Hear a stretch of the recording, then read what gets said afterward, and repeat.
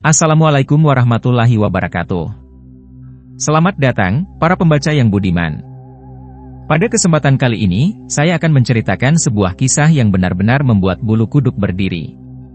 Kisah ini bukan sekadar cerita perjalanan, tapi sebuah pengalaman nyata yang sulit dijelaskan dengan logika. Tentang sebuah perkemahan yang seharusnya kosong, suara-suara yang tidak seharusnya ada, dan sosok-sosok yang tak seharusnya terlihat. Mari kita simak bersama, dan biarkan hati serta pikiran yang menilai, apakah ini hanya kebetulan, atau ada sesuatu yang jauh lebih menyeramkan di luar sana. Hujan turun tanpa jeda sejak tadi sore. Udara malam makin menggigit saat 4 orang pemuda menembus kabut pekat di jalur pegunungan. Cahaya lampu motor mereka redup, terhalang embun tebal yang menggantung di udara. Jalanan licin, sesekali ban motor selip, membuat mereka semakin waspada. Di antara mereka, Andre yang duduk di belakang motor Samuel merasa ada sesuatu yang ganjil. Sejak melewati tikungan terakhir di kebun apel, perasaan tak enak mulai menyelimutinya. Hatinya gelisah, tapi ia diam saja. Barangkali hanya lelah. Barangkali hanya cuaca buruk yang membuat suasana terasa berat. Namun, ketika melewati pintu gerbang bumi perkemahan yang tampak sepi dan tertutup rapat, ia tanpa sadar menoleh ke kanan. Seolah ada sesuatu yang memaksanya untuk melihat. Napasnya tercekat. Di balik kabut tebal yang mengambang rendah, sesosok bayangan kecil berdiri di depan gerbang. Sosok itu mengenakan seragam pramuka lengkap. 3 orang anak laki-laki berdiri berjajar, menatap lurus ke arahnya. Andra mengerjap. Sekejap kemudian, bayangan itu menghilang. "Cepat jalan! Cepat!" Serunya sambil mencengkeram bahu Samuel lebih erat. Samuel menoleh sekilas ke spion, matanya membelalak. Tanpa bertanya, ia langsung memutar gas, mempercepat laju motor mereka. Dari belakang, suara Mario terdengar mengumpat pelan, sementara Adi yang diboncengnya ikut menoleh ke arah gerbang. Di antara suara hujan yang semakin deras, hanya satu hal yang tersisa di benak mereka, apakah yang baru saja mereka lihat itu nyata? Ataukah sesuatu yang seharusnya sudah lama pergi? Andra, Samuel, Mario, dan Adi bukanlah pemuda yang asing dengan perjalanan jauh. Mereka telah bersahabat sejak SMA dan memiliki kebiasaan bertualang bersama. Dari sekadar nongkrong di warung kopi hingga berkemah di pegunungan, semua telah mereka jalani. Namun, perjalanan kali ini terasa berbeda. Ada sesuatu yang samar, yang sulit mereka jelaskan. Andra adalah yang paling peka di antara mereka. Ia bukan penakut, tapi seringkali ia merasakan sesuatu sebelum orang lain menyadarinya. Samuel, pengendara motor yang membonceng Andra, adalah kebalikannya, logis dan selalu berusaha mencari penjelasan rasional untuk segala hal. Mario, yang mengendarai motor satunya bersama Adi, adalah sosok paling santai, sementara Adi sendiri lebih banyak diam, tapi selalu bisa membaca suasana dengan baik. Tujuan mereka malam itu adalah sebuah bumi perkemahan di kaki gunung, tempat yang pernah mereka kunjungi bertahun-tahun lalu semasa sekolah. Waktu itu, mereka berkemah dalam kelompok besar, penuh dengan tawa dan cerita. Kini, mereka hanya berempat, berharap merasakan kembali sensasi petualangan yang dulu pernah ada. Hujan turun sejak sore, menandakan bahwa musim penghujan telah tiba. Jalanan menuju bumi perkemahan semakin sepi. Beberapa desa yang mereka lalui tampak lengang, rumah-rumah penduduk terkunci rapat. Lampu-lampu jalan hanya sesekali muncul, lebih banyak gelapnya daripada terangnya. Perjalanan mereka sempat terhambat. Ban motor Mario bocor 2 kali di tengah jalan, membuat mereka terpaksa berhenti untuk menambalnya. Saat ban bocor untuk ketiga kalinya, Andra mulai merasa ada yang tidak beres. "Kalau bocor lagi, kita balik aja," katanya tegas kepada yang lain saat mereka berhenti di bengkel pinggir jalan kecil. Samuel mengangguk setuju, tapi Mario dan Adi tampak keberatan. "Udah tanggung," ujar Mario, mencoba bersikap santai. "Kita udah hampir sampai," tambah Adi. Akhirnya, mereka memutuskan melanjutkan perjalanan. Setelah hampir 2 jam berkendara, mereka memasuki jalanan kecil yang dikelilingi kebun apel. Kabut mulai turun semakin pekat, hujan mereda menjadi gerimis tipis, tapi hawa dingin semakin menusuk. Di kejauhan, samar-samar terlihat gerbang bumi perkemahan. Biasanya, meski malam, masih ada beberapa warung yang buka di sekitar area tersebut, serta petugas jaga yang mengawasi gerbang masuk. Tapi kali ini, semuanya tampak sepi. Warung-warung yang seharusnya masih buka tertutup rapat. Pos jaga di dekat gerbang juga kosong, tak ada siapapun. Bahkan lampu penerangan yang biasanya menyala di dekat pintu masuk kini padam. Andra merasakan ketegangan di udara. Perasaan tidak nyaman semakin menguasainya. Seolah-olah ada sesuatu yang menunggu di balik kegelapan gerbang. Sampai akhirnya, ia melihat mereka, 3 anak kecil berseragam pramuka, berdiri diam di depan gerbang yang tertutup. Motor Samuel melambat hingga hampir berhenti di depan gerbang bumi perkemahan. Di depannya, Mario dan Adi juga memperlambat laju kendaraan mereka. Keempatnya kini menatap lurus ke depan. Tidak ada yang berbicara, tidak ada yang bergerak, hanya suara gerimis yang menetes pelan di atas jaket mereka. Gerbang itu tertutup rapat. Sebuah rantai besar mengunci 2 sisi pagar besi yang tinggi, seolah memastikan tidak ada seorang pun yang bisa masuk. Tidak ada tanda-tanda kehidupan di sekitar pos jaga. Tak ada lampu menyala, tak ada petugas berjaga, tak ada suara selain desau angin yang melewati celah pepohonan. Namun, yang membuat mereka terpaku bukanlah gerbang yang terkunci. Di balik kabut tipis, tepat di depan gerbang, 3 anak kecil berseragam pramuka berdiri diam. Wajah mereka tidak terlihat jelas, hanya sosok kecil dengan baju coklat khas pramuka, lengkap dengan topi dan dasi merah putih. Mereka tidak bergerak, tidak berbicara, hanya berdiri di sana, menatap lurus ke arah Andra dan teman-temannya. Jantung Andra berdegup kencang. Perasaan tidak nyaman yang tadi hanya samar, kini berubah menjadi desakan kuat di dadanya.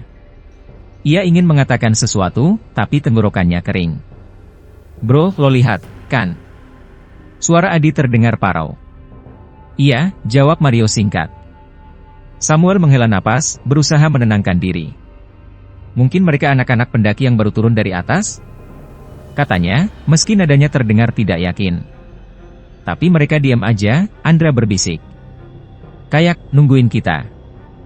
Udara mendadak terasa lebih dingin.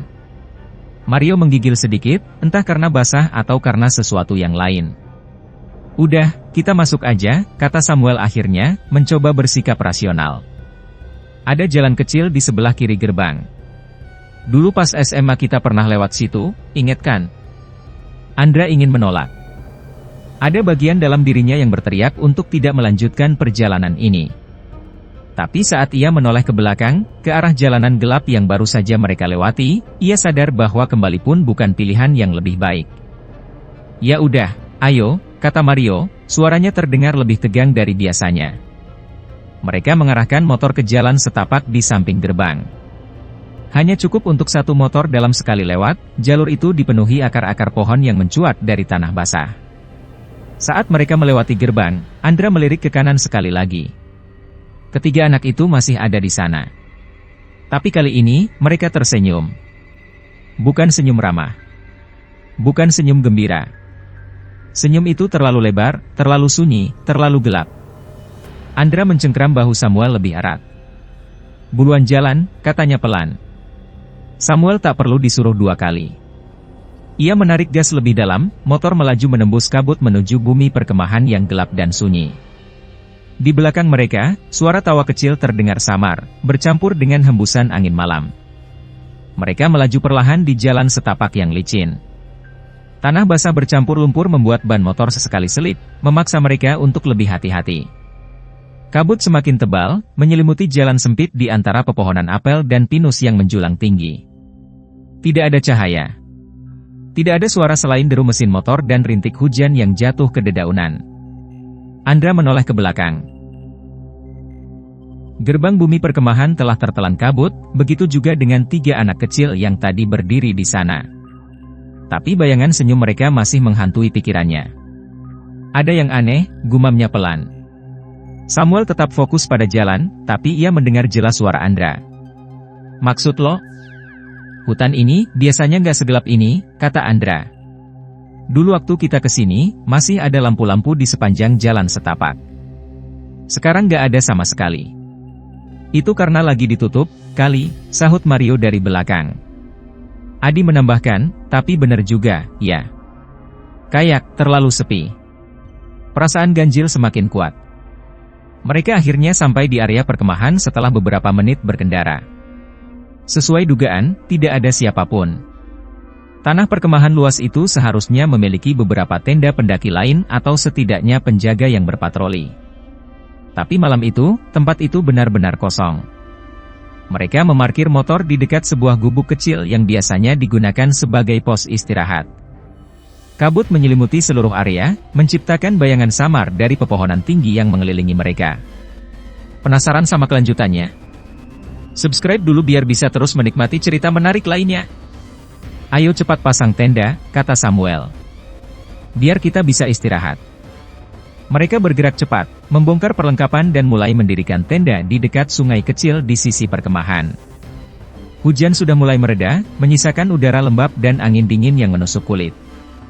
Saat Samuel sedang memanaskan air untuk kopi, Adi tiba-tiba berkata, "Dengar enggak?" Semua terdiam. Suara gemerisik terdengar dari dalam hutan. Seperti langkah kaki yang berjalan pelan di antara dedaunan basah. Andra menelan ludah. Mungkin hewan? Mario menyalakan senter dan mengarahkannya ke dalam kegelapan. Tidak ada apa-apa. Tapi perasaan tidak nyaman semakin terasa. Aku mau cek sekitar, kata Mario, mengambil senter dari tasnya. Aku ikut, kata Adi. Samuel dan Andra tetap di tenda, mengawasi pergerakan mereka. Mario dan Adi berjalan perlahan di antara pepohonan, senter mereka berpendar dalam kabut. Hening. Hanya suara angin yang berdesir di antara dahan pohon. Tiba-tiba, terdengar suara tawa kecil. Mario dan Adi saling berpandangan. Suara itu berasal dari arah sungai. Perlahan, mereka bergerak mendekat. Jantung mereka berdebar semakin cepat. Lalu, senter Mario menangkap sesuatu. Di tepi sungai, samar-samar dalam kabut, terlihat 3 sosok kecil berdiri berjajar. Seragam pramuka. Topi bundar. Mereka menundukkan kepala, tangan mereka tergenggam di depan tubuh. Tidak bergerak. Tidak berbicara. Hanya berdiri diam, seperti menunggu sesuatu. Mario mundur selangkah. Adi balik. Adi tidak menjawab. Napasnya tersengal, matanya terpaku pada salah satu anak itu, yang kini perlahan mengangkat wajahnya. Senyum itu. Senyum yang tidak seharusnya ada di wajah anak kecil. Senyum yang terlalu lebar, terlalu sunyi, terlalu kelam. Lalu, dalam satu kedipan mata, anak-anak itu menghilang. Mario menarik tangan Adi, menyeretnya kembali ke tenda. Cabut. Kita harus cabut dari sini sekarang. Mario dan Adi berlari tanpa menoleh ke belakang. Nafas mereka tersengal, dada terasa berat, kaki mereka hampir terpeleset beberapa kali di tanah yang masih licin akibat hujan. Saat mereka tiba di tenda, Andra dan Samuel yang sedang duduk di bawah cahaya redup lampu senter langsung berdiri. Ada apa? Tanya Samuel, wajahnya tegang melihat kepanikan di wajah Mario dan Adi. Kita harus pergi sekarang. Suara Mario hampir seperti perintah. Adi, masih terengah-engah, menunjuk ke arah sungai. Mereka ada di sana, 3 anak itu, mereka. Sebelum ia bisa menyelesaikan kalimatnya, suara tawa kecil bergema di udara. Bukan dari sungai. Tapi dari belakang mereka. Mereka semua langsung menoleh ke arah suara. Di antara pepohonan yang samar-samar tertutup kabut, 3 sosok kecil itu berdiri berjajar. Kali ini lebih dekat. Andra mundur selangkah. Sial, mereka makin dekat. Senyum itu masih ada. Lebih lebar. Lebih menyeramkan. Lalu, seketika, semua lampu senter mati. Kegelapan menyelimuti. Suara napas mereka menjadi satu-satunya yang terdengar. Samuel buru-buru meraba-raba tasnya, mencari korek api atau sumber cahaya lain. Jari-jarinya gemetar. Suara langkah kaki terdengar. Bukan hanya 3 pasang kaki kecil. Banyak. Dari segala arah. Seolah ada puluhan, tidak, mungkin ratusan, orang yang melangkah perlahan, mendekat ke arah mereka. Andra merasa tubuhnya kaku. Ia ingin berteriak, tapi suara seperti tercekat di tenggorokan. Tiba-tiba, Adi jatuh terduduk. Mereka ada di mana-mana. Suaranya nyaris histeris. Dari dalam kegelapan, samar-samar mulai terlihat siluet-siluet kecil yang bergerak di antara kabut. Sosok anak-anak pramuka dengan seragam yang basah dan kotor. Beberapa masih memiliki wajah yang utuh, tapi beberapa lainnya tidak memiliki mata, tidak memiliki mulut. Hanya rongga kosong menganga di wajah mereka. Mereka bergerak semakin dekat. Samuel akhirnya berhasil menyalakan korek api, nyalanya kecil tapi cukup untuk memberikan sedikit cahaya. Ia memegangnya di depan wajahnya, matanya membelalak melihat pemandangan di sekeliling mereka. Anak-anak itu kini benar-benar mengelilingi mereka. Mereka bisa merasakan napas mereka dingin di kulit. Andra mendengar sesuatu. Sebuah bisikan. Lari. Ia tidak tahu dari mana suara itu berasal. Tapi ia tahu itu bukan suara temannya. Andra menggenggam tangan Samuel, kita harus keluar dari sini. Sekarang. Tanpa pikir panjang, mereka menendang tenda dan berlari ke arah motor. Tapi motor mereka sudah tidak ada di tempatnya. Dan di tempat motor itu seharusnya berdiri 3 sosok kecil dengan senyum mengerikan, kepala mereka sedikit miring, mata mereka kosong. Mereka seolah menunggu sesuatu. Menunggu mereka. Andra merasa dadanya hampir meledak. Keringat dingin bercampur dengan sisa hujan yang menempel di jaketnya. Ia, Samuel, Mario, dan Adi berdiri terpaku, napas mereka memburu. 3 sosok anak kecil itu masih berdiri di depan mereka. Tidak bergerak, tidak bicara. Hanya menatap dengan senyum lebar yang terasa tidak wajar. Di sekeliling mereka, puluhan, mungkin ratusan sosok lainnya masih mengintai dari kegelapan. Hanya terlihat sebagai bayangan samar dalam kabut. Ini nggak nyata. Gumam Adi berulang kali. Samuel menarik napas panjang. Kita harus keluar dari sini, katanya dengan suara rendah, hampir seperti bisikan. Tapi motor kita mana? Mario panik, matanya liar mencari ke sekeliling. Andra mencoba berpikir cepat. Mereka tidak mungkin berlari ke jalan setapak yang mereka lalui tadi. Jika mereka berlari ke arah gerbang, mereka tidak tahu apakah gerbang masih terkunci atau tidak. Tapi satu hal yang pasti, mereka tidak bisa tinggal di sini lebih lama lagi. Tiba-tiba, suara itu datang lagi. Sebuah bisikan di telinga Andra. Ke sungai. Andra tersentak, menoleh ke kiri. Tidak ada siapapun di sana. Tapi sesuatu dalam dirinya mengatakan untuk mengikuti suara itu. Ayo ke sungai. Katanya, menarik lengan Samuel dan berlari. Apa? Ngapain ke sana? Teriak Mario. Jalan aja, cepat. Tanpa menunggu jawaban, Andra berlari lebih dulu. Samuel, Mario, dan Adi akhirnya mengikuti. Jangan sampai kelewatan cerita seru berikutnya. Subscribe sekarang sebelum kita lanjut. Dari belakang mereka, terdengar suara langkah kaki kecil-kecil. Mereka dikejar. Andra tidak berani menoleh. Ia hanya berlari secepat mungkin menuju sungai yang berada di sisi bumi perkemahan. Ketika mereka sampai, aliran sungai tampak deras, arusnya mengalir cepat karena hujan yang turun sejak sore. Batu-batu besar bertebaran di tepian, menciptakan pijakan yang licin. Apa kita nyeberang? Tanya Adi, napasnya tersengal. Andra melihat ke sekeliling. Sosok-sosok itu mulai bermunculan dari kabut, mengelilingi mereka dari segala arah. Tidak ada pilihan lain. Nyebrang sekarang. Satu persatu mereka melangkah ke dalam sungai. Arusnya dingin menggigit, mencekam kaki mereka. Batu-batu licin membuat mereka hampir terpeleset. Tapi mereka terus berjalan, mencoba mencapai sisi lain secepat mungkin. Sosok-sosok itu berhenti di tepi sungai. Mereka tidak mengejar. Mereka hanya berdiri di sana. Menatap. Senyum mereka mulai memudar. Dan perlahan, mereka menghilang. Andra, Samuel, Mario, dan Adi akhirnya sampai di seberang. Napas mereka tersengal, jantung mereka berdegup kencang. Mereka saling berpandangan. Semua ini, apa yang baru saja terjadi? Ketika mereka menoleh kembali ke seberang sungai, tidak ada siapa-siapa. Tidak ada kabut. Tidak ada anak-anak kecil. Tidak ada tenda. Bumi perkemahan itu kini kosong. Seperti tidak pernah ada siapapun di sana sejak awal. Andra menelan ludah. Kita harus keluar dari sini. Tanpa banyak bicara, mereka berjalan menyusuri jalur sungai, berharap bisa menemukan jalan kembali ke perkampungan.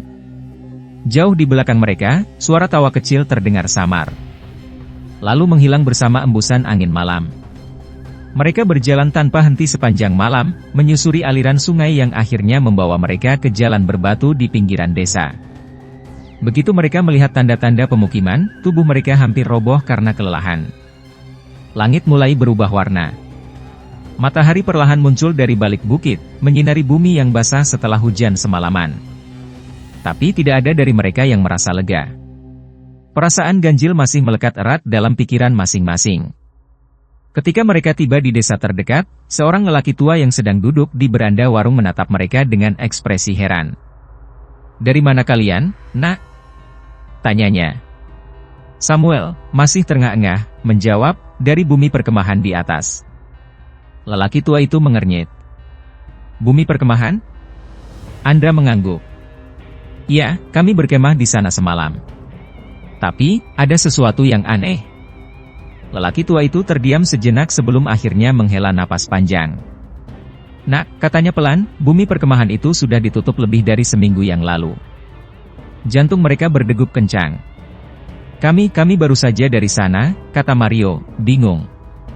Lelaki tua itu menggeleng. "Tidak ada siapa-siapa di sana, Nak. Sejak kejadian minggu lalu." "Kejadian apa?" potong Adi, suaranya nyaris bergetar. Lelaki tua itu menatap mereka satu persatu, seolah memastikan bahwa mereka benar-benar ingin mendengar jawabannya. "Minggu lalu, ada rombongan anak-anak pramuka dari kota yang berkemah di sana," katanya akhirnya. "Hujan deras mengguyur semalaman. Angin kencang membuat beberapa pohon pinus tua tumbang."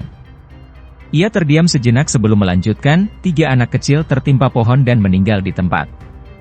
Darah mereka seakan membeku. 3 anak. Ulang Andra dengan suara hampir tak terdengar. Lelaki tua itu mengangguk. "Itulah sebabnya perkemahan itu ditutup.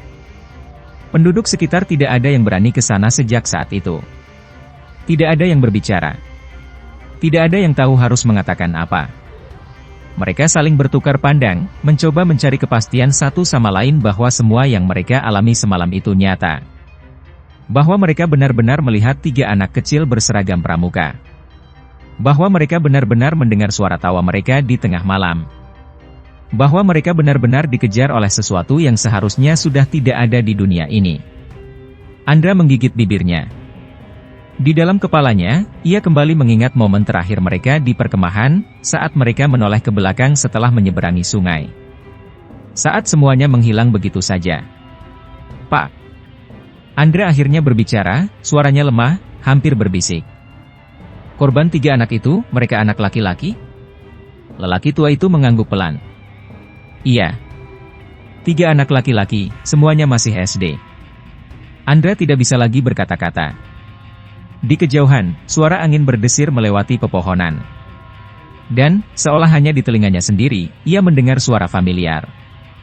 Lembut. Samar. Tawa kecil. Ia merinding. Tanpa mengatakan apa-apa lagi, Andra menundukkan kepalanya, menggenggam jaketnya erat-erat, dan menghirup udara dalam-dalam. Mereka selamat. Tapi sesuatu di dalam dirinya mengatakan bahwa mereka tidak akan pernah benar-benar bisa melupakan malam itu. Tidak. Sampai kapanpun. Demikianlah kisah ini berakhir. Sebuah perjalanan yang dimulai dengan niat mencari pengalaman seru, berubah menjadi sesuatu yang tak akan pernah mereka lupakan. Semoga cerita ini menjadi pengingat bagi kita semua, jangan pernah meremehkan tanda-tanda yang diberikan alam, dan selalu berhati-hati saat berada di tempat asing. Jika sesuatu terasa tidak benar, mungkin memang ada sesuatu di luar nalar yang sedang mengawasi. Sampai jumpa di kisah berikutnya. Wassalamualaikum warahmatullahi wabarakatuh.